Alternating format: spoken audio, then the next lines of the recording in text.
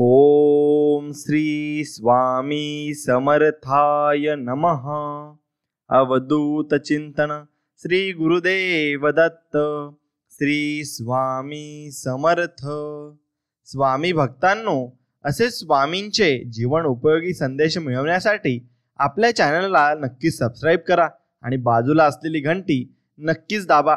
याने तुम्हाला आपले व्हिडिओ सर्वात अगोदर मिळतील आणि तुम्ही आमच्या स्वामी भक्त फॅमिलीचा एक हिस्सा होऊन जाल।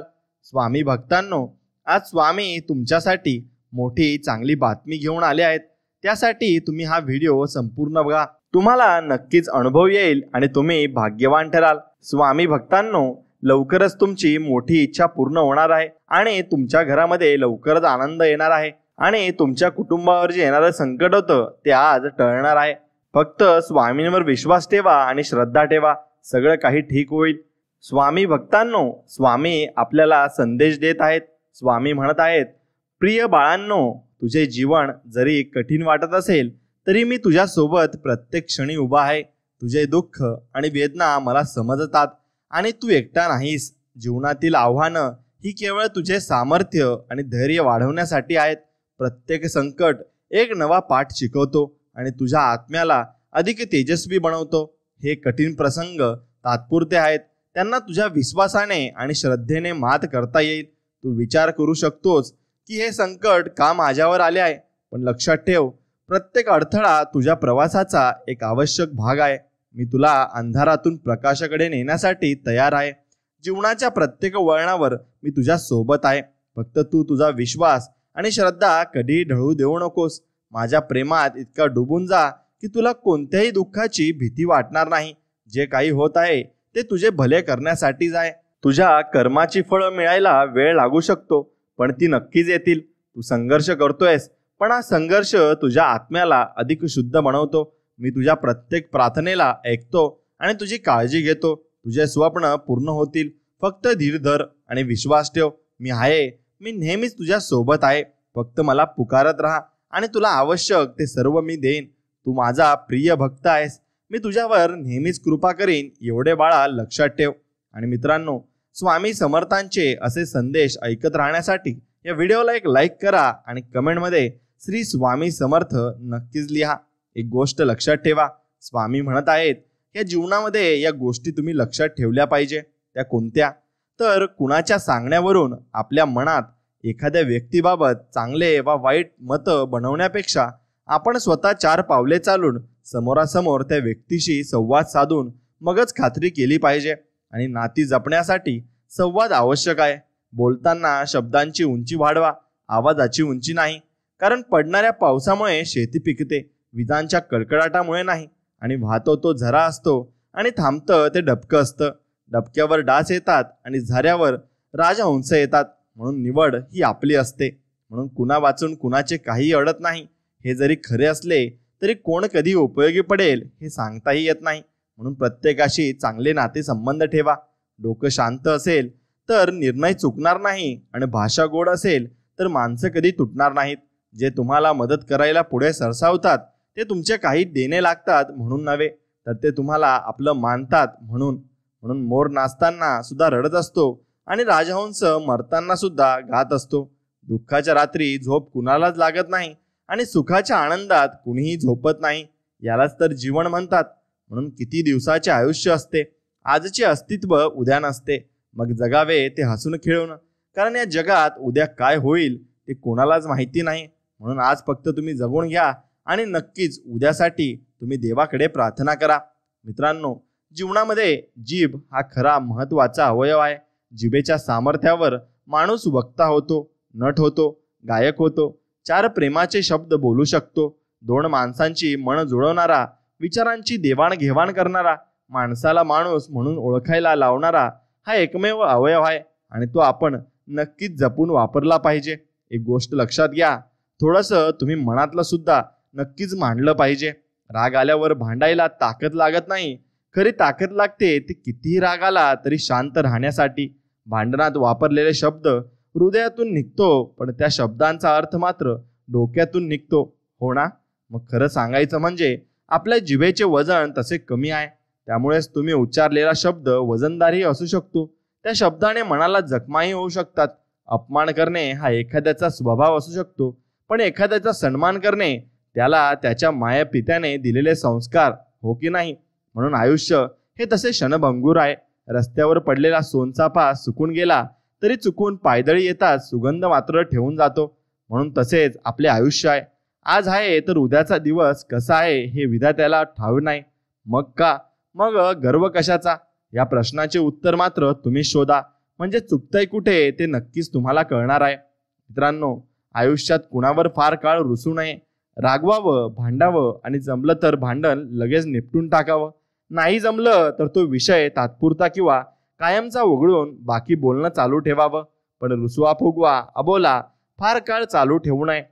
जी वादावादी दिवसा झाली असेल ती रात्रीपर्यंत निपटत आणावी.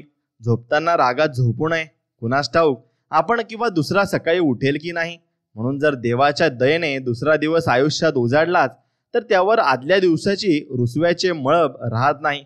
पण रुसून झोपलो तर झोप व्यवस्थित होतेच असं नाही.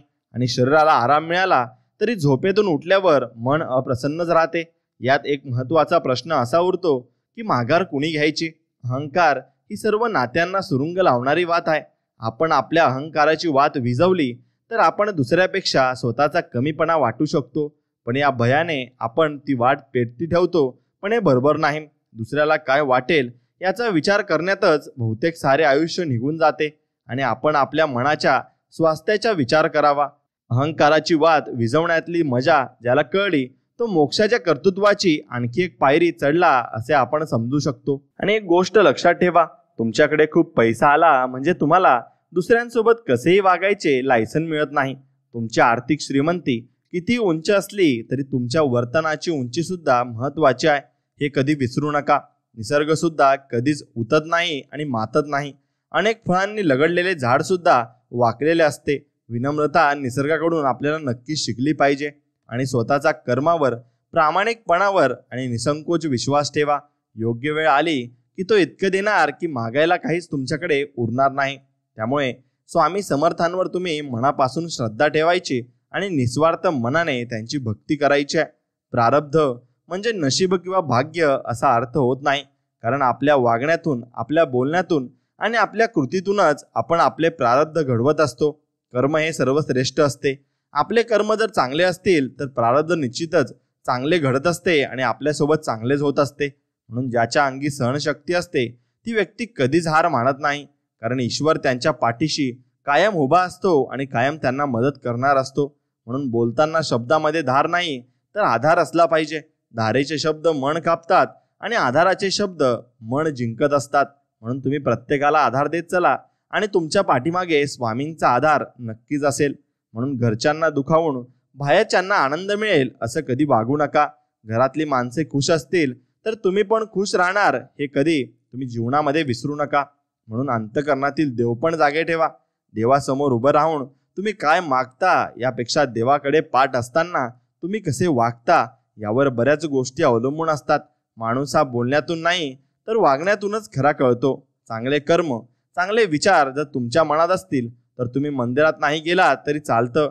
पण तुमच्या हृदयातल्या मंदिरात जर अंधार असेल तर तुम्ही जगाच्या कुठल्याही मंदिरात कितीही दिवे लावलेत तरी त्याचा काही उपयोग होणार नाही.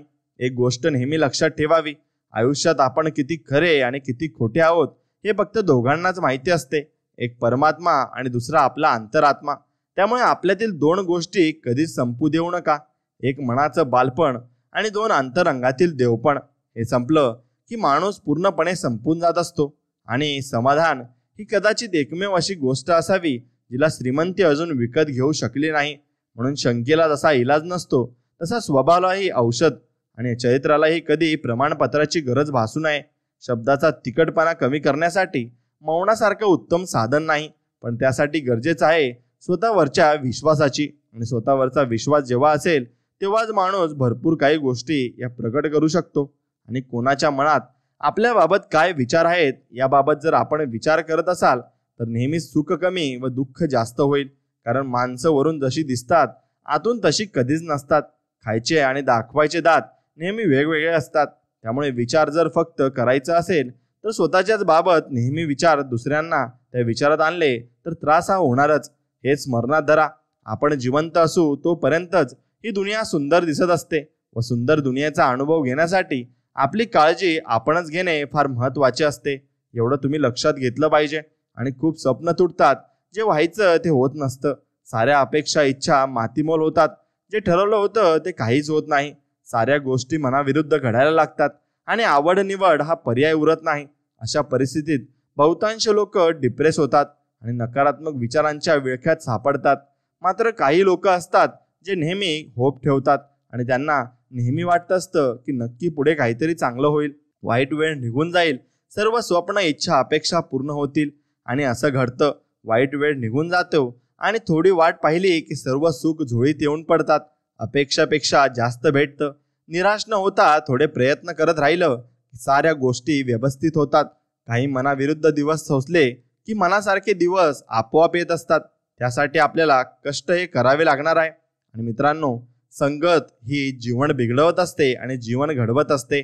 म्हणून जीवन जगताना संगत ही खूप महत्त्वाची आहे. बाभळीच्या झाडाशेजारी केळीचे झाड वाढले तर बाभळीच्या काट्याने त्याची संपूर्ण पाने फाटून जातात.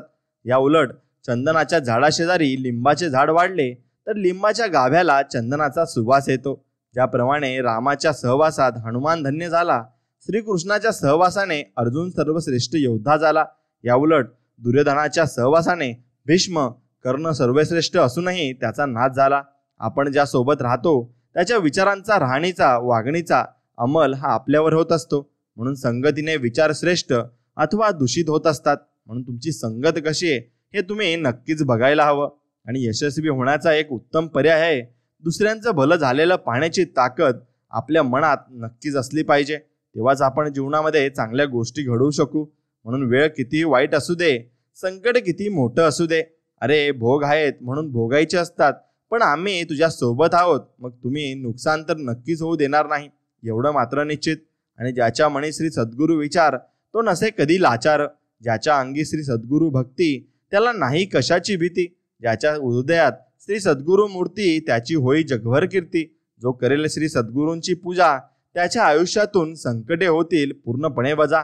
म्हणून आपण श्री स्वामी समर्थ महाराजांवर विश्वास ठेवतो हे खूप महत्त्वाचे आहे. परंतु आपले कार्य आणि कर्म असे असावे की श्री स्वामी समर्थ महाराज आपल्या प्रार्थनांवर विश्वास ठेवण्यास प्रारंभ करतील आणि आपल्या प्रार्थना त्याप्रमाणे चांगल्याही असल्या पाहिजेत. म्हणून तुमची खरीखुरी श्रद्धा योग्य ठिकाणी असेल तर पाषाणाला सुद्धा देवत्व येते. पण जर का अंधश्रद्धा असेल तर मानवी रूपातील पछूत त्यांचा फायदा घेऊन परमेश्वराच्या नावाखाली तुम्हाला जाळ्यात अडकून तुमची कटपुतली नक्कीच करणार आहे हे मात्र निश्चित. आणि जन्माला आला आहेस, थोडं जगून बघ. जीवनात खूप दुःख आहे, थोडं सोसून बघ.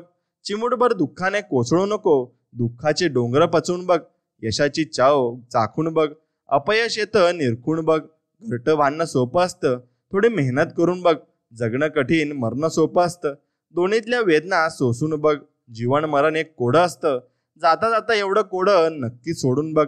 आणि स्वामी आपल्याला तेच सांगत आहेत. म्हणून आपण ते तसं वागायचं आहे आणि त्याप्रमाणे आपण करायचं आहे. म्हणून आपण जेवढे चांगले वागले आणि जेवढं लोकांचं भलं केलं किंवा कोणी त्रासमध्ये असेल त्याला मदत केली तर सर्व काही नीट होत असते. स्वामींच्या मनात काय असते आपल्याला ज्ञात नसते. आपण आपल्याला जे हवे ते आपण स्वामींकडून मागत राहतो. आपले कल्याण कशात आहे हे स्वामींना आपल्यापेक्षा जास्त माहिती आहे. आणि एक गोष्ट लक्षात घ्या, म्हणून स्वामींच्यावर पूर्ण विश्वास ठेवावा. ते आपल्याला कधीच सोडून देत नाही, ते लक्षात घ्यावे. आणि प्रार्थनेमध्ये प्रचंड सामर्थ्य असते. प्रार्थना आपल्यावर आलेला प्रसंग बदलू शकत नाही, मात्र आपली त्या प्रसंगाकडे बघण्याची वृत्ती बदलते, तिला अधिक सकारात्मक ते करत असते. म्हणून मित्रांनो, तुम्ही फक्त चांगल्या गोष्टी आत्मसात करायच्या आहेत आणि चांगल्या गोष्टींबद्दलच तुम्ही विचार करायचा आहे एवढं मात्र निश्चित. आणि नित्य स्मरावे स्वामींना. दत्तरूप तो निरंकार, रोज विसरावा तो अहंकार. काम क्रोध करतो सर्वनाश, अतिलोभात होतो विनाश. हृदयात ठेवा भाव निस्वार्थ, अनुभवा स्वामी सुख ते परमार्थ. मित भाषतो असो सदा सुखी, व्यर्थ बोलेले तो होईल दुखी. समर्थ नामास रोज स्मरावे, माय बापास कधी न भुलावे. मनुष्य जन्म मिळतो एक वार, स्वामी नामात सुख ते अपरंपार. स्वामी नामात सुख ते अपरंपार. म्हणून मित्रांनो, ही सृष्टी स्वामींची आहे. स्वामींना ही सृष्टी अजून सुंदर करायची आहे. या पृथ्वीवरील मानवाचे जीवन सोपे सुटसुटीत करायचे आहे. स्वामी बघतो आणि या स्वामी हुकुमाचे पालन करण्यासाठीच संसाराच्या महापुरात उडी घेतली आहे आणि या पृथ्वीवर आलो आहोत. आपण स्वामींचे कार्य करण्यासाठी पृथ्वीवर आलो आहोत. आपल्याला फक्त आपल्या जीवनातील पात्र उत्कृष्ट करायचे आहे. अनन्य भक्ती आणि अतूट अभेद्य श्रद्धेच्या भावनेने भारलेले आपले कर्म करायचे आहे आणि ते कर्म आपण चांगले केले तरच आपल्याला चांगले दिवस पण येणार आहेत. फक्त स्वामींच्यावर तुम्हाला फक्त मनापासून विश्वास ठेवायचा आहे. प्रतिकूल परिस्थितीत स्वतःला सांभाळण्यास प्राधान्य द्या, कारण जेव्हा कठीण परिस्थिती येते तेव्हा आपले मन स्थिर राहणे आणि मनात आत्मविश्वास निर्माण होणे गरजेचे असते. आणि आत्मविश्वास जर मनात निर्माण झाला तर आपण सर्व काही साध्य करू शकतो. आणि यश मिळवण्यासाठी गुरुचे योग्य मार्गदर्शन महत्त्वाचे मानले जाते. पण त्यापेक्षाही जास्त महत्त्वाची गोष्ट असते ती म्हणजे शिष्याने यश मिळवण्यासाठी कठोर परिश्रम करणे. आयुष्य हे एखाद्या शब्दकोड्यासारखे असते, कारण जसे शब्दकोडे पूर्ण सोडवण्यासाठी आपणास प्रत्येक शब्द शोधावा लागतो, त्याचप्रमाणे आयुष्यातील प्रत्येक समस्येला तोंड देण्यासाठी त्यावर मात करण्याचा उपाय शोधण्यासाठी आपणास प्रयत्न करावे लागतात. आपण केलेल्या कामाचा सर्वोत्तम म्हणून गौरव केला जाईल इतकी ताकद लावून काम करा, कारण कोणतेही काम करायचे म्हणून करायचे ही सवय यामुळे नक्कीच बदलू शकते. आणि ती सवय बदलेलही. म्हणून निर्णय योग्य घ्यायचा असेल तर बुद्धीचा वापर करा, कारण मन हे मोह निर्माण करते. त्यामुळे योग्य निर्णय घेणे कठीण होऊन बसते. आणि योग्य व्यक्तींना दिलेली संधी आपणास उत्तम कामाची खात्री देते. त्यामुळे व्यक्तीपेक्षा त्यांची पात्रता लक्षात घ्या, कारण यातून योग्य व्यक्तीला त्यांच्या क्षमतेनुसार काम मिळेल आणि चांगले कामही पूर्ण होण्यास नक्कीच मदत होईल. आणि ज्ञान मिळवण्यासाठी आपण प्रयत्न करतो, पण मिळवलेल्या ज्ञानाचा वापर योग्य पद्धतीने आणि योग्य कामास करणे हा ज्ञान प्राप्त करण्याचा मूळ उद्देश आहे आणि तोच आपण नक्कीच केला पाहिजे. मित्रांनो, परिस्थिती अनुभव देऊन जगायला शिकवते, पण त्यासाठी आपणही परिस्थितीवर नियंत्रण मिळवण्यासाठी प्रयत्न करण्याची गरज आहे. ते प्रयत्न आपण केले तेव्हाच आपण आपल्या परिस्थितीवर मात करू शकू. म्हणून सातत्याने केलेल्या प्रयत्नांना यश देण्याचे काम परमेश्वराचे आहे. त्यामुळे स्वतःचे काम करत राहा, कारण कष्ट जर आपले असतील तर इतरांकडे लक्ष देण्याची गरज आपल्याला कधीही भासणार नाही. आणि आपल्यामध्ये काय कमी आहे याकडे लक्ष देऊ नका, जे आहे त्यावर लक्ष केंद्रित करा. कारण आत्मविश्वास वाढवण्यासाठी नकारात्मक गोष्टींकडे दुर्लक्ष करावे लागते, हे तुम्ही लक्षात घेतले पाहिजे. आणि नशीब परीक्षा घेत असेल तर घेऊ द्या, आपणही त्यास उत्तर देण्याची तयारी ठेवायची. कारण परीक्षा टाळण्यापेक्षा त्यास सामोरे जाणे केव्हाही योग्य असते. आणि जीवनात संघर्ष करताना थकवा जाणवेल त्यावेळी एकच गोष्ट लक्षात घ्यायला पाहिजे, ध्येयापर्यंत पोहोचण्यासाठी फक्त आपण एकटे प्रयत्न करत नाही, तर खूप जण त्यासाठी प्रयत्न करत असतात. आणि जे ठरवले आहे ते मिळवण्याची जिद्द कायम ठेवा, कारण ही जिद्दच तुम्हाला हवे ते मिळवून देऊ शकते आणि ते मिळतेही. म्हणून कमी वेळेत जास्त काम करण्याच्या पद्धतीचा वापर करू नका, कारण उत्कृष्ट काम करायला वेळ द्यावा लागतो, त्याशिवाय ते काम अपूर्ण राहते आणि मग ते अशक्य वाटत असते. म्हणून तुम्ही प्रत्येक गोष्ट ही चांगल्या पद्धतीने करण्यासाठी नक्कीच धावा घेतला पाहिजे आणि चांगल्या पद्धतीने ती गोष्ट केली सुद्धा पाहिजे. म्हणून आपले भाग्य आपल्या हातात असते, ते कोणावर अवलंबून राहून घडत नाही. त्यामुळे मेहनत करा, भाग्यही नक्कीच बदलू शकते आणि तुम्हालाही चांगले त्यातून रिझल्ट भेटू शकतात. म्हणून जीवनात सुखाचा शोध घेणे स्वाभाविक आहे, पण सुखाबरोबर दुःखही जीवनात येते हे न विसरता आपले जीवन जगा. तुम्हाला दुःखही सहन करता येईल आणि सर्व काही तुमच्यासाठी शक्य होईल. आपल्या प्रयत्नांमध्ये अशी ताकद निर्माण करा की जिथे तुम्ही पाऊल ठेवाल तिथे तुम्हाला यश मिळेल, कारण प्रयत्न यश मिळवण्याचा पाया रचतात आणि यश आपल्याला नक्कीच मिळते. म्हणून अपयश आले म्हणून प्रयत्न करणे सोडणे असा विचार आपल्या मनात ठेवू नका, कारण जीवनात कोणतीही परिस्थिती कायमस्वरूपी एकसारखी राहत नाही. त्यामुळे बदल हा निसर्गाचा नियम आहे आणि तो बदल घडणारच आहे, यावर फक्त विश्वास ठेवा. तो बदल जेव्हा घडेल तेव्हा आपल्याला सर्व काही कळणार आहे. म्हणून एखादे काम करताना आत्मविश्वास निर्माण करायचा असल्यास मनात श्रद्धा ठेवून काम करा, कारण श्रद्धा आपणास सकारात्मक ऊर्जा देते आणि आपण त्यामुळे नक्कीच ऊर्जावान बनत असतो. आणि मित्रांनो, आपल्यामधील गुणवत्ता सिद्ध करण्यात वेळ वाया घालवू नका.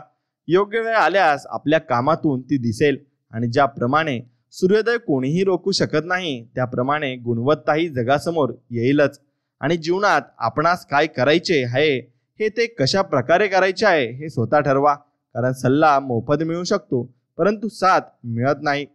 आणि यश मिळवण्याचे वास्तव समजून घ्यायचे असेल तर त्यासाठी यशस्वी व्यक्तीने केलेला संघर्ष आणि त्याग लक्षात घ्या, कारण यातून यश हे सहज मिळत नाही.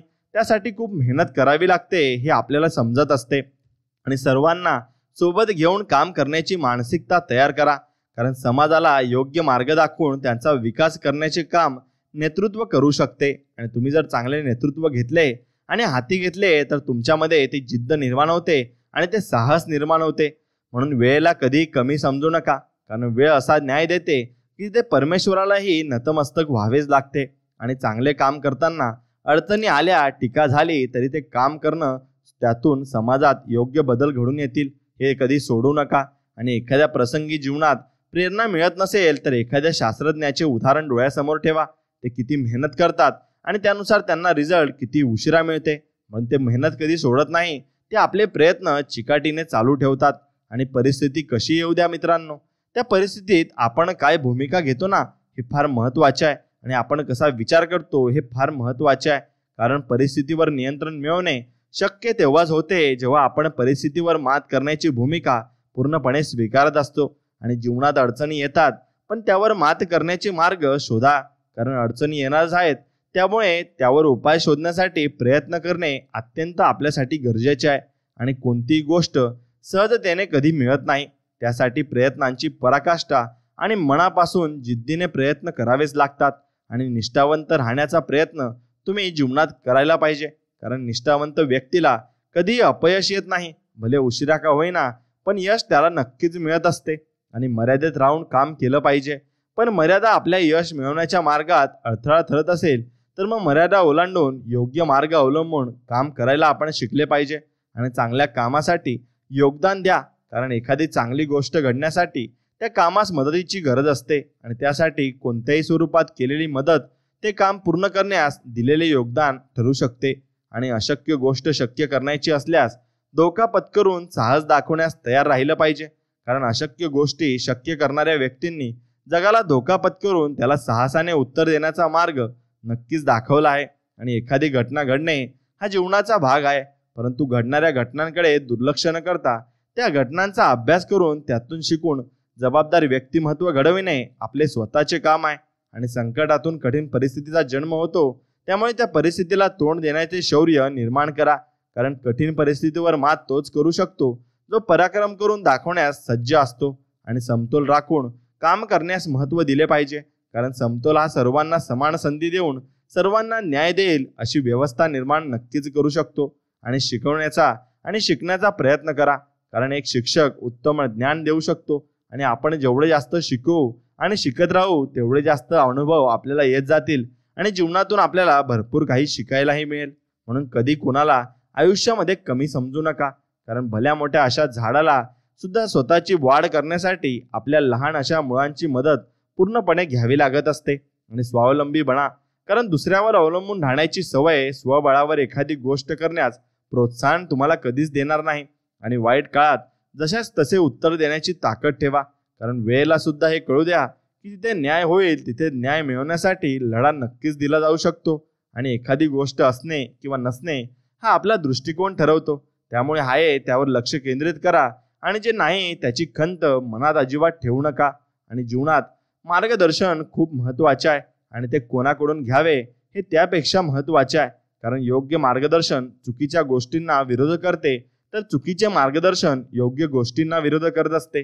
म्हणून जगताना स्वातंत्र्य निवडा, कारण स्वातंत्र्य हे आपणास एकट्याने जीवन जगण्याची ऊर्जा देऊन स्वतःच्या पायावर उभे राहण्यासाठी मदत नक्कीच करू शकते.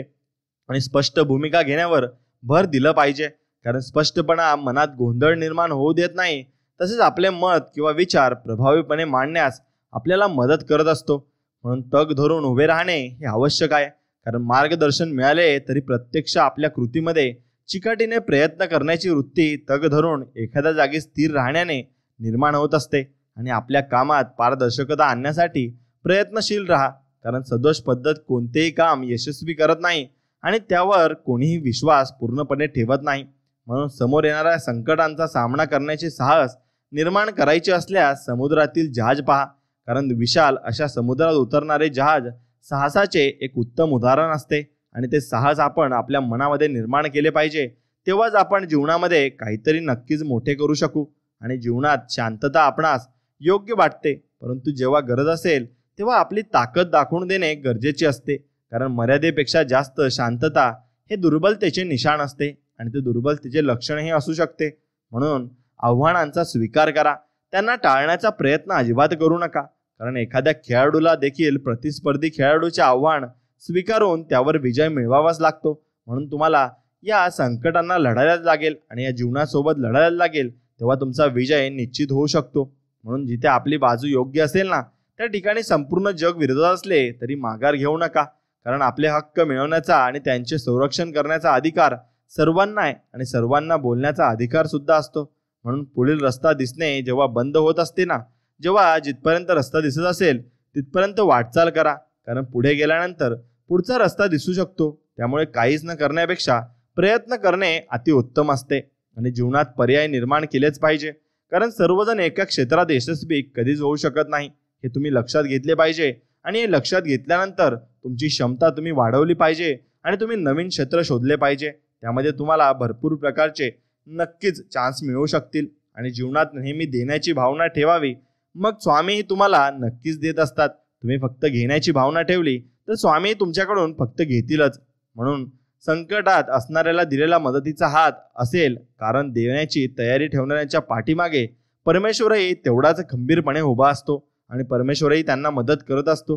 म्हणून तुम्ही गोष्ट एक लक्षात घेतली पाहिजे की समोर येणाऱ्या अडचणी आणि संकटे यांचा विचार करून वळण तुम्ही घेतले पाहिजे आणि पुढे वाटचाल करत राहिली पाहिजे. कारण वळण घेणे म्हणजे त्या संकटांवर आणि अडचणींवर मात करण्याचा एक चांगला मार्ग असू शकतो. आणि प्रश्नांची उत्तरे मिळवण्याचा प्रयत्न करा, कारण ज्ञान आणि अनुभवाच्या जोरावर ते शक्य होऊ शकते. फक्त त्या पद्धतीने विचार करणे आपल्यासाठी आवश्यक आहे. आणि एखादे साम्राज्य निर्माण होण्यामागील संघर्षमय प्रवासाचा अभ्यास करून त्याची यशोगाथा नक्कीच वाचली पाहिजे.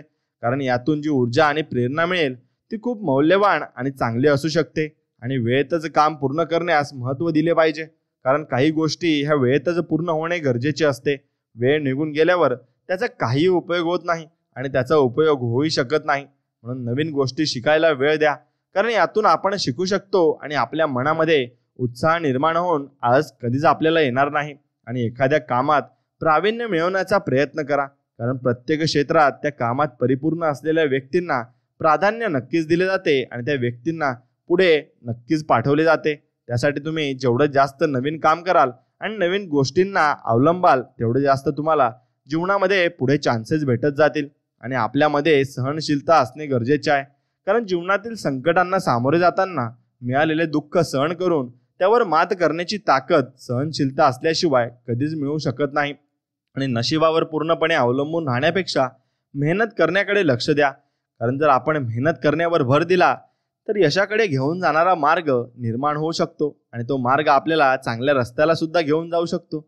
म्हणून प्रतिस्पर्धी ताकदीचा जर असला ना, तर तुम्ही तितक्याच ताकदीने लढायला शिकलं पाहिजे, तरच तुम्ही त्याच्यामध्ये टिकून राहाल आणि त्याच्यामध्ये सर्वस्वी तुम्ही देऊ शकाल.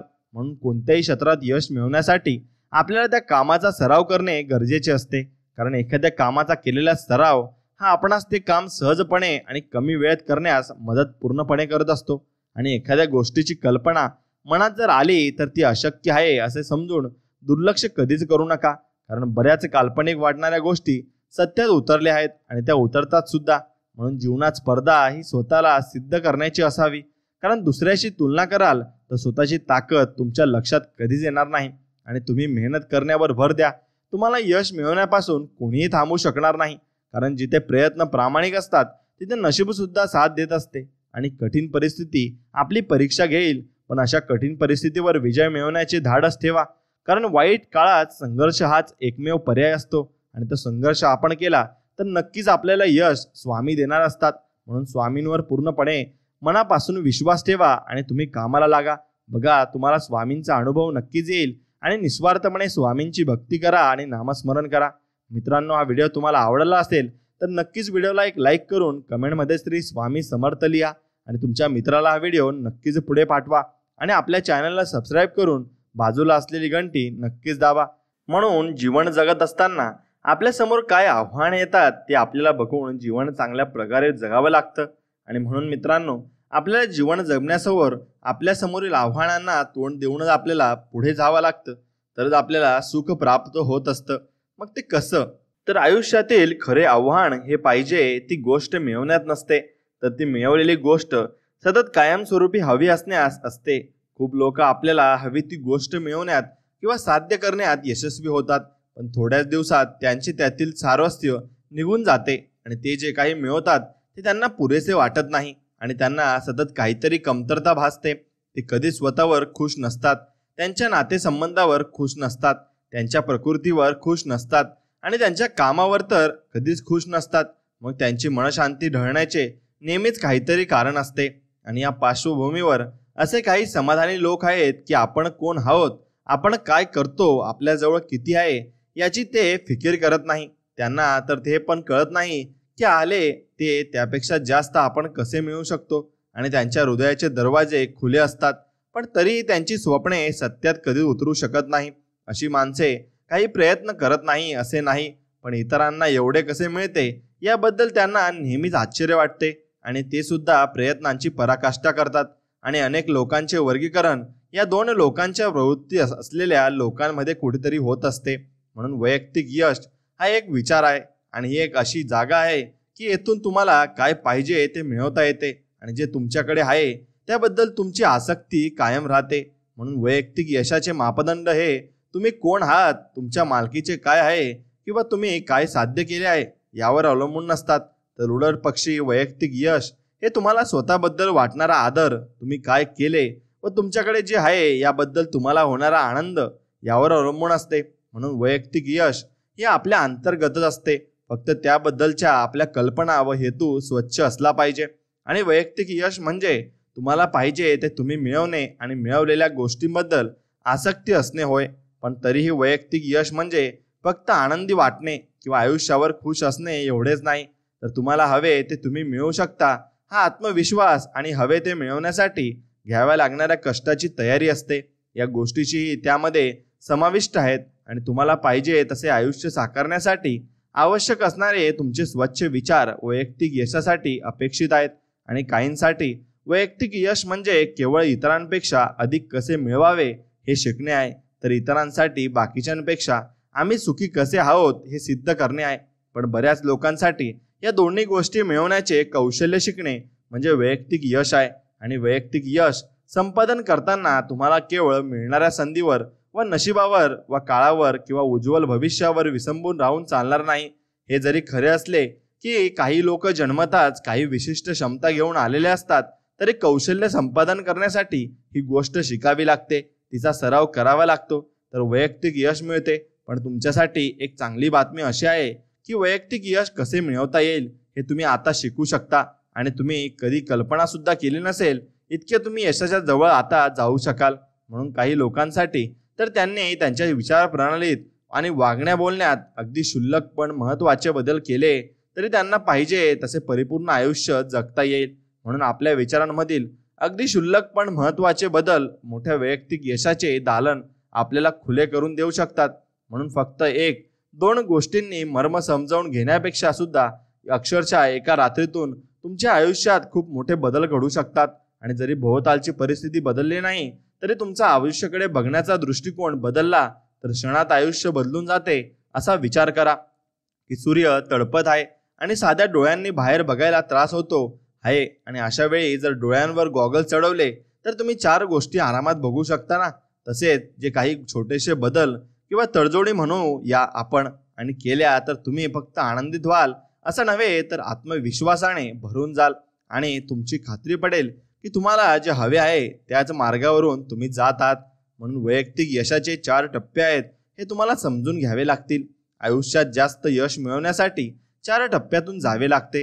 या संपूर्ण नक्कीच विचारांमध्ये आणि त्या टप्प्यांमध्ये आपण जास्त खोलवर जाऊन अभ्यास करणार आहोत आणि हे टप्पे तुम्हाला मी समजून सांगणार आहे. म्हणून पहिला टप्पा असा आहे की प्रथम तुमचे उद्दिष्ट तुम्ही निश्चित करायला हवे. आता तुम्ही नेमके कोठे आहात ते ओळखा आणि आंतरयश आणि बाह्य यश यांचं योग्य समतोल ठेवण्यासाठी तुम्हाला कोणत्या मार्गाने जायचे आहे ते स्वतःशी स्पष्ट करा. तुम्ही कितीही जास्त प्रयत्न केलेत तरी पण जर तुम्ही चुकीच्या दिशेने गेलात तर तुमच्या मार्गात फक्त अडथळे येतील आणि तुम्हाला सतत प्रतिकारच होईल आणि तुम्हाला पाहिजे तिथे तुम्ही कधीच पोहोचू शकणार नाही. पण तुमचा आतला आवाज आणि आत्म्याची इच्छा आणि मानसिक, शारीरिक व हार्दिक इच्छा यांचा अलौकिक सुसंगतीतून तुम्हाला आंतरबाह्य यश मिळेल हे मात्र निश्चित. म्हणून टप्पा दुसरा असा आहे की तुमच्या गरजा ओळखून त्या पूर्ण करा. स्वतःशी प्रामाणिक राहून आपल्या गरजा पूर्ण कशा करायच्या ते शिकून घ्या. फक्त असे म्हणणे पुरेसे नाही की मला माझ्यासारखेच जगायचे होते. स्वतःला समजावून घेण्यासाठी आणि स्वतःशी प्रामाणिक राहण्यासाठी प्रत्येक माणसाला प्रेम आणि आधार याची जरुरी आहे. असे प्रेम आणि आधार 10 प्रकारचे आहेत. एकदा का तुम्हाला हे समजले की आपल्या जवळ काय नाही ते कसे मिळवायचे की मग तुम्हाला अंतर्गत यश मिळाल्याचा अनुभव येईल. आणि एखादी नवीन गाडी आहे ती नक्की चांगली चालणारच, पण तुम्ही जर तिच्यात इंधन भरले नाही तर ती कशी चालेल. हे तसेच आहे, तुमची प्रेमाची गरज जर पूर्ण झाली नाही तर तुम्हाला तुमचे स्वप्न सापडणे कठीण आहे. म्हणून टप्पा तिसरा असा आहे की तुम्हाला काय पाहिजे ते मिळवा. त्यासाठी स्वतःशी प्रामाणिक राहूनच ते बाह्य यश मिळवण्याची गुपिते समजावून घ्या. आणि तुम्ही असे केलेत तर या जगात तुम्हाला काय पाहिजे ते तुम्ही मिळवू शकता. आणि उत्कट इच्छा, सकारात्मक दृष्टिकोन आणि तीव्र जाणीवा यांचे महत्त्व लक्षात घेतले पाहिजे. तुमच्या नकारात्मक भावनांची बाकीच्यांना माहिती करून द्या आणि ज्या त्यांच्यावर सोपवून तुमच्या आशा आकांक्षा बळकट करा. मित्रांनो, चौथा टप्पा असा आहे की तुमच्या प्रगतीतले अडथळे तुम्ही दूर करायला हवेत. तुम्हाला माहिती आहे का की सर्वसाधारणपणे 12 प्रकारचे स्वभाव दोष असतात की जे तुम्हाला तुमच्या प्रगतीच्या मार्गापासून दूर खेचत असतात आणि प्रवृत्त करत असतात. हे 12 दोष पुढील प्रमाणे आहेत. 1. दुसऱ्याला दोष देणे. 2. म्हणजे औदासीन. आणि 3. म्हणजे काळजी. 4. अलिप्तता. 5. टीकाखोर स्वभाव. 6. निर्णय न घेणा येते आणि म्हणून 7. वेळ काढूपणा. 8. म्हणजे परिपूर्णतेचा अभ्यास. 9. म्हणजे आत्मवंचना. 10. म्हणजे संभ्रम. 11. म्हणजे अपराधीपणा. 12. म्हणजे स्वभावातील कटुता. म्हणून एक गोष्ट पुढची मी तुम्हाला सांगणार आहे ते तुम्ही नीट लक्ष देऊन ऐका. दीप्तीला नवरा मिळाला. आता ही गोष्ट कशी आहे की दीप्ती जेव्हा प्रथम आपल्या वैयक्तिक यश या नक्कीच विषयावरील कार्यशाळेत शिकत होती तेव्हा एक सुख मिळवण्यासाठी धडपडत होती आणि लग्नासाठी सुद्धा आसुरलेली होती. पुन्हा आम्ही तिला आंतरिक सुख आणि शांती मिळवण्यासाठी तिने कुठली उद्दिष्ट ठेवायला हवीत ते सांगितले असं लेखक म्हणतात. आणि त्यामुळे तिच्या स्वतःशीच चालू असलेल्या संघर्षांकडे दुर्लक्ष करणे तिला जमले. पण हा बदल घडण्यापूर्वी तिला हे जाणवणे महत्त्वाचे होते की तिला हवा असलेला आधार आणि प्रेम तिला मिळत नाही. ती स्वतःला तणावांमधून मुक्त होण्याची परवानगी देत नव्हती आणि स्वतःला पाहिजे ते करत नव्हती. पण आता कार्यशाळेत आल्यापासून तिच्यामध्ये सकारात्मक बदल घडत होते. आता ती स्वतःवर आणि आयुष्यावर खूप खुश होती आणि आपल्याला हवे ते करू शकत होती. आता तिला फक्त संयम नोकरीलाच मिळाली आणि असे नव्हे तर तिच्या कल्पनेतील पुरुष तिला भेटला होता आणि ज्याच्याशी तिचे लग्नही केले. आणि तिच्या या नवीन वैवाहिक जीवनात स्थिरावण्यासाठी तिला तिच्या स्वभावातील 3 मानसिक दोष काढून टाकावे लागले. पूर्वी तिला अशी संधी मिळाली होती, परंतु लग्नाचा निर्णय घेताना ती संभ्रमात पडत असे आणि तरी ती त्या व्यक्तीतील दोषच काढत असे आणि त्यामुळे कुठल्याही निर्णयात्मक येऊ शकत नसे. आणि परंतु स्वभावातील या त्रुटी बाजूला केल्यानंतर तिच्यावर प्रेम करणाऱ्या व्यक्तीबरोबर ती संबंध प्रस्थापित करू शकली. अशा प्रकारे वैयक्तिक यशाची 4 टप्प्यांची शिडी चढूनच दीप्तीचे स्वप्न सत्यात उतरवले. आता मित्रांनो, पुढची गोष्ट आपण अशी जाणून घेऊ की श्यामने बेकरी सुरू केली. आता त्यातून काय आपण शिकू शकू ते आपण समजू. श्यामला नेहमी वाटे की आपली स्वतःची बेकरी असावी, पण तो याच्या दूरदर्शनवरील नोकरीत आता चांगला स्थिरावला होता. त्याला ते काम आवडत नव्हतं. शिवाय अधूनमधून बरोबर काम करणाऱ्या लोकांवर तो खूप रागवत असे, त्याच्यावर टीका करीत असे. वैयक्तिक यश संपादन करण्याच्या कार्यशाळेत आल्यावर श्यामला सर्वाधिक आधी आनंदी राहण्याची आणि आपले ध्येय निश्चित करण्याची गरज होती. त्यासाठी आपण सध्या कोणत्या परिस्थितीतून जात आहोत ते डोक्यातून काढून टाकायची गरज होती. आता त्याने ध्यानधारणा करण्यात यश मिळवल्यामुळे त्याचा परिपूर्ण आणि परिणाम म्हणून परिपूर्णतेची व आनंदाची जाणीव त्याला होऊ लागली. आता त्याची जुनी नोकरी पण तो आनंदाने करू लागला.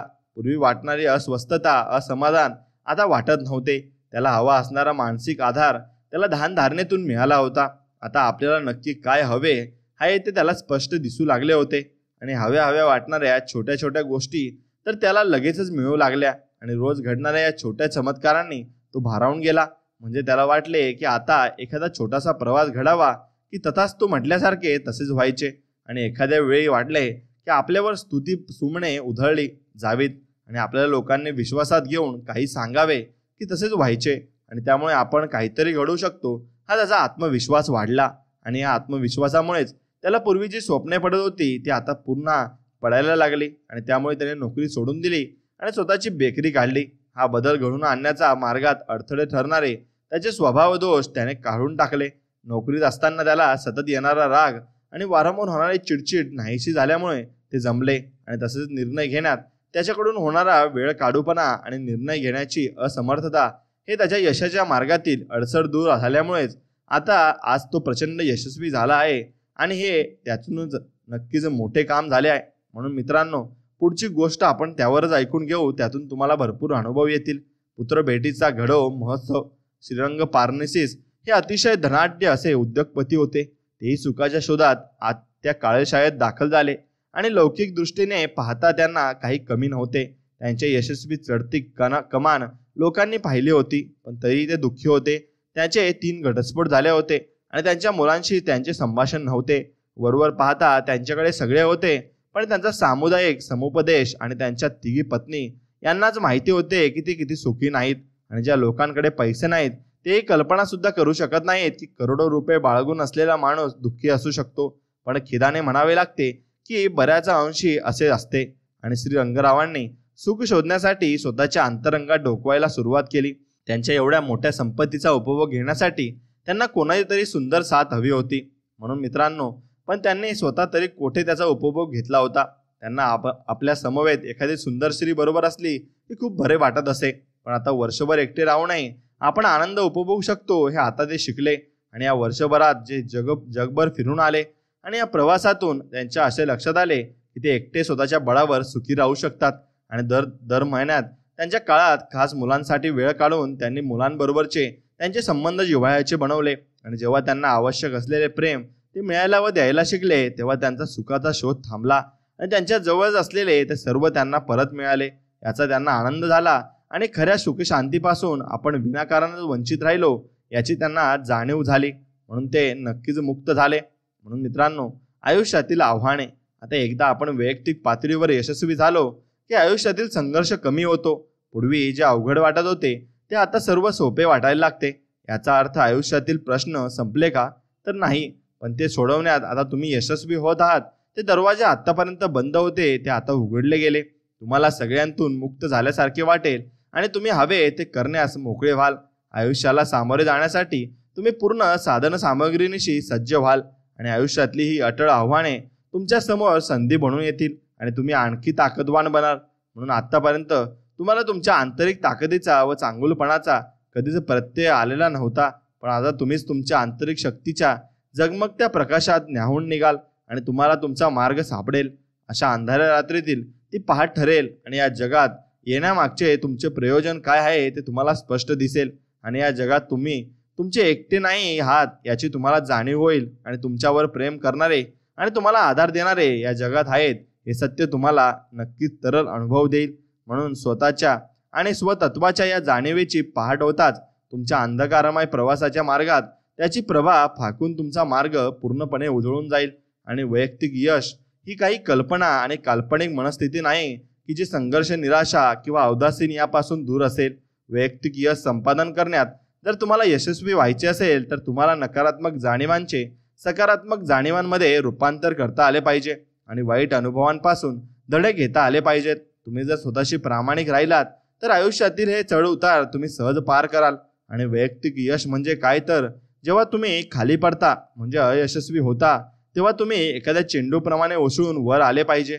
आणि जी माणसे स्वतःच्या आतला आवाज ऐकतात आणि आपल्या हृदयाचा हाकेला साथ घालून स्वतःप्रमाणेच वागतात ती क्वचितच अपयशी होतात.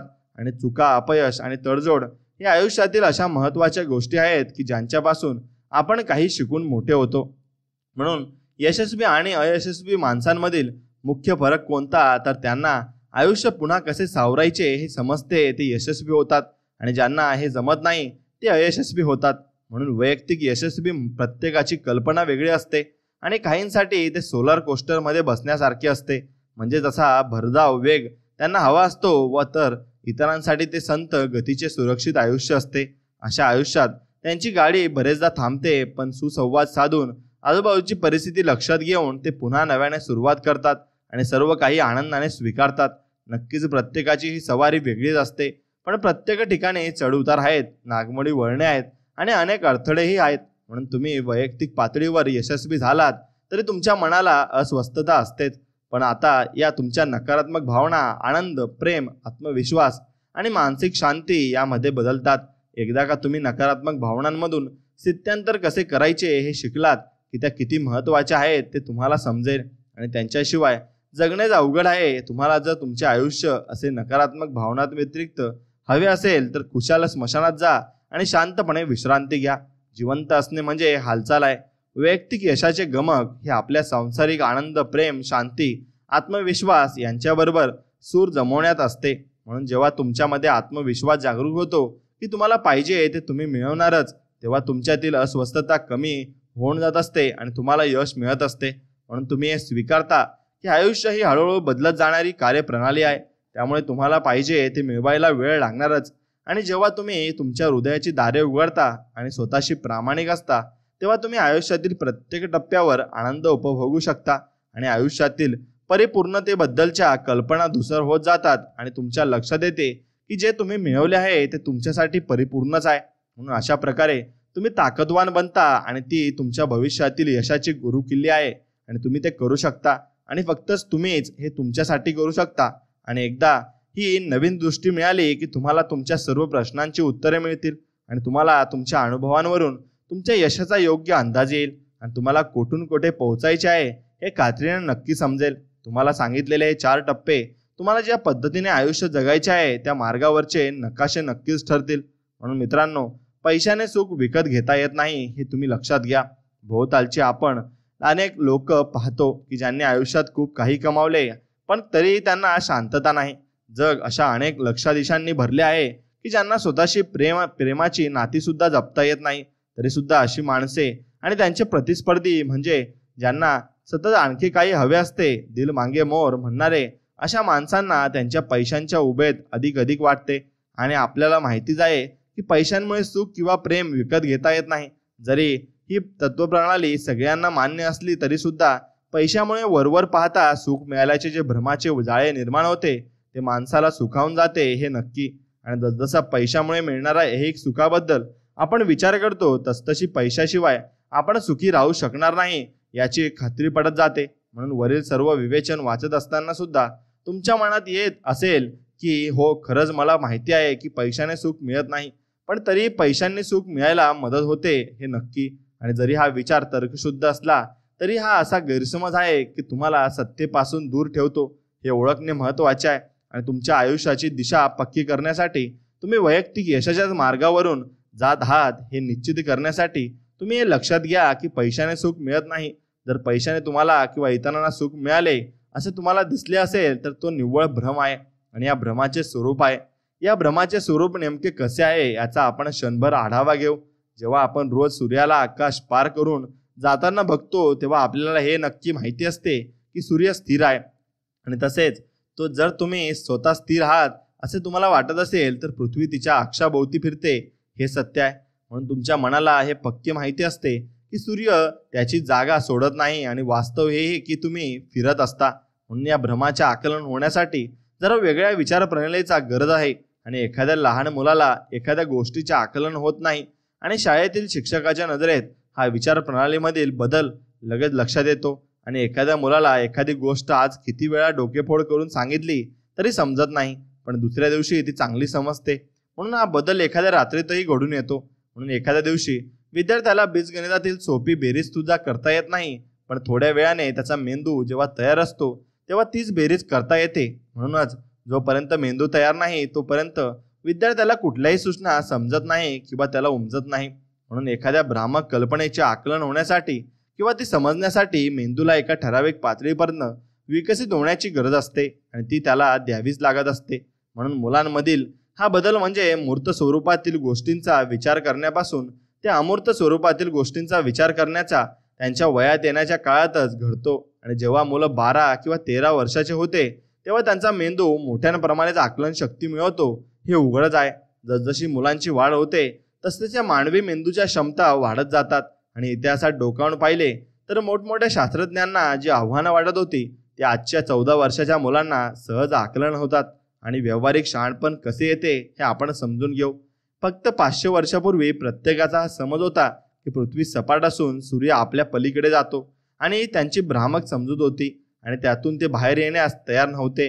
सूर्य स्थिर आहे आणि पृथ्वी सूर्याभोवती फिरते या अमूर्त विचाराला चालना देण्यासाठी त्यांचे मेंदू तयार झालेले नव्हते. इसवी सन 1543 मध्ये जेव्हा कोपर्निकसने या सत्याचा उलगडा केला तेव्हा लोकांनी ते स्वीकारले नाही. चर्चेने त्याला पाखंडी ठरवले आणि त्याचे उरलेले आयुष्य त्याला स्वतःच्या घरात कैदेत घालवावे लागले. कोपर्निकसने लावलेला हा शोध स्वीकारण्यासाठी अनेक वर्षे जावी लागली. आता मनुष्य जातीने भरारी घेतली होती. ज्या गोष्टींचे सामान्यांना आकलन होत नव्हते आता त्याच गोष्टी सत्य घटना म्हणून स्वीकारल्या जाऊ लागल्या. सध्याच्या काळात मानवजात वैयक्तिक यशाची गुपिते समजावून घेण्याकडे रुची दाखवत आहे आणि खरेच जर आपण हे करू शकलो तर सुखी आणि समृद्ध आयुष्याचा तो भक्कम पाया ठरेल. आणि गणितातील कौशल्य संपादन करण्यासाठी बीजगणिताच्या विद्यार्थ्याला नेहमी कॉन्क्रीट थिंकिंग वरच विसंबून राहावे लागते. याच काळात आपल्या अनेक भ्रामक समजुती दूर झाल्याचे इतिहासात दिसून येते. आणि उदाहरणच द्यायचे झाले तर आपल्या नातेसंबंधांबद्दलच्या भ्रामक कल्पना स्त्री व पुरुष यांच्यातील नातेसंबंधाबद्दल मला अनेकदा विचारलं जात आहे की main from Mars and women from Venus हे फक्त व्यावहारिक शहाणपणाबद्दलचे ज्या गोष्टी उघड आहेत त्याबद्दलचे नक्कीच विचार आहे आणि ते पुस्तक सुद्धा आहे. मग ते दुसऱ्या कोणी का लिहिले नाही? ह्या साध्या सोप्या प्रश्नाचे उत्तर आहे की त्यावेळी ती कल्पना मला सुचली. 50 वर्षापूर्वी फार कशाला 20 वर्षापूर्वी सुद्धा ती कल्पना फार कोणाला आवडली नव्हती. 80च्या दशकाच्या सुरुवातीला मी जेव्हा मेन फ्रॉम मार्स हे शिकवायला सुरुवात केली तेव्हा अनेक लोक माझ्यावर रागावले. बऱ्याच जणांनी त्याचा चुकीचा अर्थ लावला. स्त्री व पुरुष वेगवेगळे आहेत आणि तरीही दोघेही चांगले आहेत ही कल्पना त्यांना रुचत नव्हती. त्यांच्या मते जर स्त्री व पुरुष वेगवेगळे आहेत तर त्यांच्यापैकी एक जण दुसऱ्यापेक्षा अधिक चांगला आहे आणि मी पुरुष आहे म्हणून मी असे शिकवतो की पुरुष अधिक चांगले आहेत. परंतु या 15 वर्षात अनेक बदल घडले. फक्त अमेरिकेतच नाही तर संपूर्ण जगात मेन फ्रॉम मार्स मधील व्यावहारिक शहाणपण लोकांना स्वीकारलं. मग सध्याच्या पिढीचे व्यावहारिक शहाणपण ही त्यांच्या मागच्या पिढीसाठी नवीनच गोष्ट होती.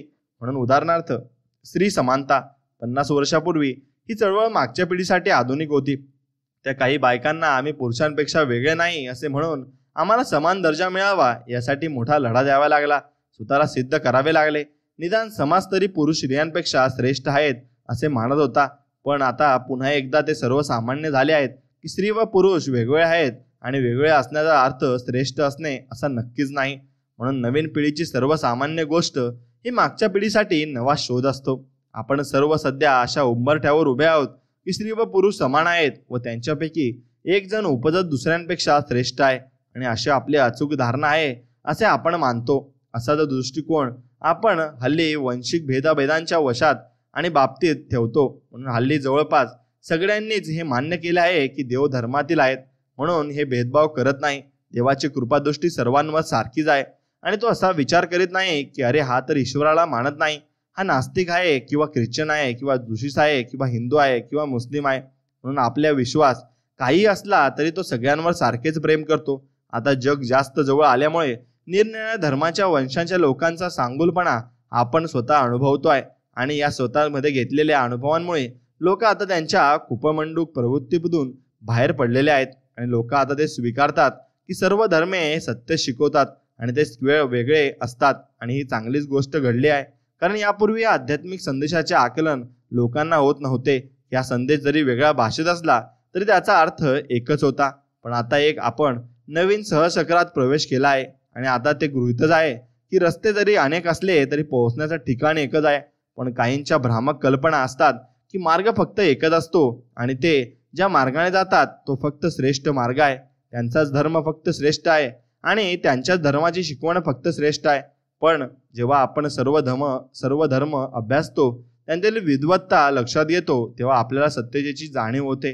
म्हणून नवीन दालन खुले आपल्यासाठी होत असते. आता आपले असे सगळे शहाणपण आल्यामुळे मानवजातीला नवीन दालन खुले झाले आहे. आता आपल्या भ्रामक कल्पनेतील खोटेपणा उघड करून दाखवण्याचे सामर्थ्य आपल्यात आले आहे. आणि भ्रामक कल्पना अशी की आपल्या भावनांसाठी बाहेरील जग कारणीभूत असते आणि भौतिक यशामुळेच आपण आनंदी होऊ शकतो.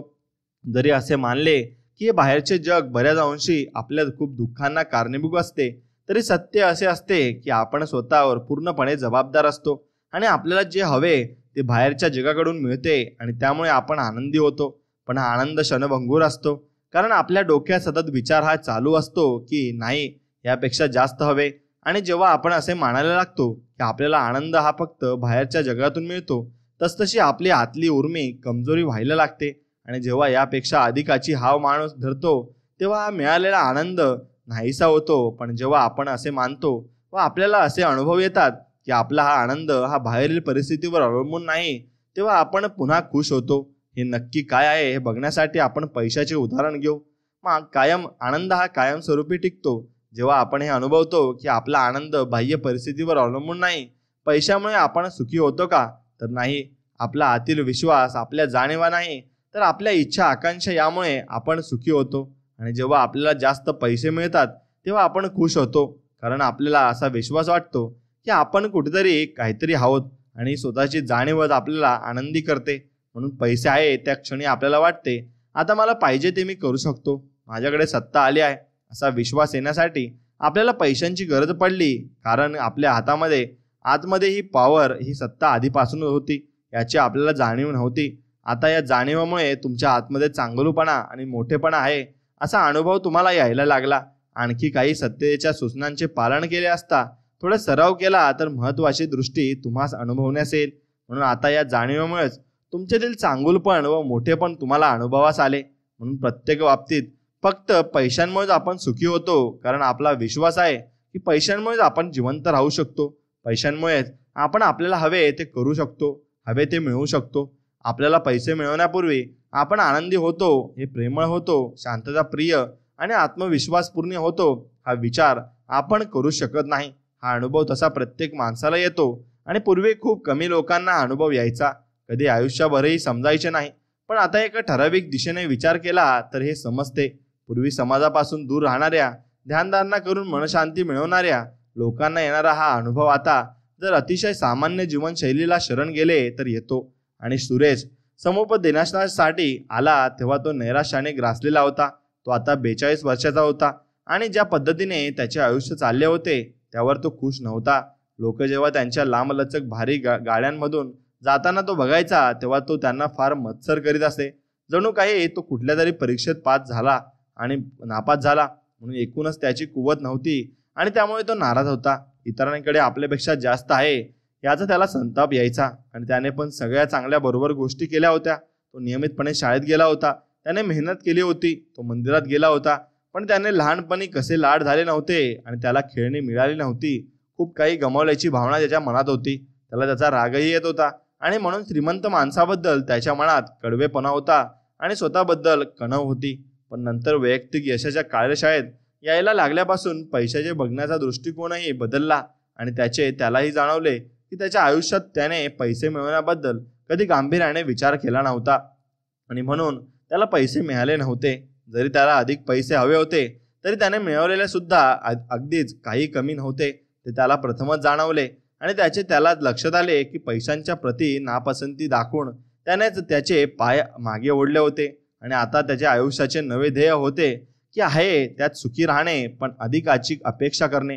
आता एखादी महागडी गाडी पाहिली की तो मनाशी म्हणे, अरे ही तर माझ्यासाठीच आहे. जेव्हा त्याने पैशावरचा कडवेपणा आणि हीन टिप्पणी सोडून दिली तेव्हा त्याची महत्वाकांक्षा वाढायला लागली. त्याने आता स्वतःलाच माफ करून टाकले आणि कार्यशाळेत जे काही शिकला त्याबद्दल कृतज्ञता व्यक्त केली. आणि आता त्याच्या लक्षात आले की अधिक मिळवण्याची व आनंदी राहण्याची ताकद त्याच्यामध्ये आहे. आणि आता त्याला स्पष्ट दिसले की स्वतःला खुश करण्याची काही गरजच नाही. जसं त्याने पैशाबद्दलचा विचार करणे कमी केले तसतसे त्याला अधिक पैसे मिळू लागले आणि आता त्याला पाहिजे ते मिळवण्यामागचे रहस्य उलगडले. त्याला अधिक हवे असले तरी ते काही मिळाले आहे त्याच्याबद्दल त्याला कृत्यार्थ वाटत होते. आणि पूर्वी एक सुखाचा परित्याग करून मनशांती मिळवायला जाणाऱ्याच लोकांना जे मिळत होते ते आता परित्याग न करताही मिळवता येते हे त्याला कळले होते.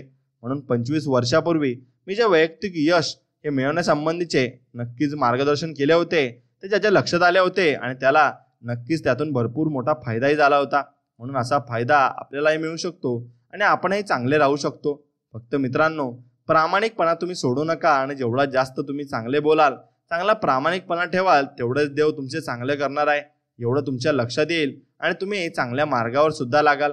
त्यासाठी फक्त देवाची भक्ती आपल्याला करायला लागते आणि देवाची चांगली भक्ती आपण केली तर देव आपल्याला चांगलाच आशीर्वाद देणार आहे. आणि स्वामी आपल्या कायम पाठीशी असतात आणि ते आपल्याला कायम चांगलाच मार्ग दाखवत असतात. आणि आपण सुखी असताना अजून कुणाला तरी अशा सुखाची गरज आहे याची जाणीव होणे म्हणजे आपण जीवनामध्ये सफल होऊन जातो. आणि मित्रांनो, एवढा संयम ठेवायला शिकवा की स्वामी कितीही वाईट झालं तरी वाटलं नाही पाहिजे की आमच्यासोबत वाईट होतंय. म्हणून आपण एवढा संयम ठेवला तर आयुष्यामध्ये नक्कीच आपल्या चमत्कार घडेल आणि आपल्या आयुष्यामध्ये आपण प्रगतीच्या पथावर जाऊ. कारण प्रगतीच्या पथावर जाण्यासाठी आपल्याला संयम हा ठेवावाच लागतो. जेवढा जास्त संयम ठेवतो तेवढे जास्त आपण पुढे ठेवून जात असतो. म्हणून माघार घेणे कधीही मान्य करू नका. कारण आपल्याला जे मिळवायचे आहे ते आपणच तेव्हाच मिळवू शकतो जेव्हा आपण माघार न घेता प्रयत्न करत असतो. आणि जीवनात कोणत्याही गोष्टीची सुरुवात करण्यासाठी आपल्यामध्ये आत्मविश्वास असणे गरजेचे असते. कारण कोणतेही काम यशस्वी होण्यासाठी त्या कामाची सुरुवात करण्याचा विश्वास स्वतःमध्ये निर्माण करणे आवश्यक असते. तो विश्वास निर्माण केला तरच आपण आपल्या ध्येयापर्यंत पोहोचू शकतो. आणि ध्येय साध्य करण्यासाठी केलेले लहान प्रयत्नही महत्त्वाचे असतात. कारण एखाद्या पर्वताच्या शिखरावर पोहोचण्यास आपल्याला लहान अशा पायऱ्यांना चढावे लागतात तरच आपण त्या शिखरावर पोहोचू शकतो. आणि जीवनात संघर्षाच्या काळात कधीच खचू नका. कारण संघर्षाचा काळ हा आपणास अत्यंत वाईट परिस्थितीतून मार्ग कसा काढायचा ते शिकवतो. तसेच आपल्याला कोणत्याही परिस्थितीत स्वतःचे अस्तित्व टिकवण्याचा अनुभव तो देत असतो. म्हणून आपल्यामध्ये काय कमी आहे यापेक्षा आपल्या ताकदीकडे लक्ष द्या. कारण आपला आत्मविश्वास हा फक्त आपल्यामध्ये असणाऱ्या ताकदीने वाढेल आणि ती ताकद आपल्याला नक्कीच समोरच्याकडून मिळू शकेल. म्हणून भूतकाळाचा जास्त विचार आणि भविष्याची चिंता आपल्याला जीवन आनंदाने जगण्याची प्रेरणा कधीच देऊ शकत नाही. कारण भूतकाळ आपण बदलू शकत नाही आणि भविष्य आपणास माहीत नसते. म्हणून आपण फक्त चांगल्या प्रकारे काम केलं पाहिजे आणि स्वामींवर विश्वास ठेवून या जगामध्ये आपण नक्कीच वावरलं पाहिजे. मित्रांनो, विश्वास स्वामींवर असेल तर व्हिडिओला एक लाईक करा आणि कमेंटमध्ये श्री स्वामी समर्थ लिहा. आणि तुमच्या मित्राला व्हिडिओ नक्की शेअर करा. आणि आज व्हिडिओ आवडला असेल तर चॅनलला सबस्क्राईब करून बाजूला असलेली घंटी नक्कीच दाबा. भेटूया नवीन एक व्हिडिओमध्ये. तोपर्यंत जय श्रीराम, श्री स्वामी समर्थ. जय जय स्वामी समर्थ. धन्यवाद.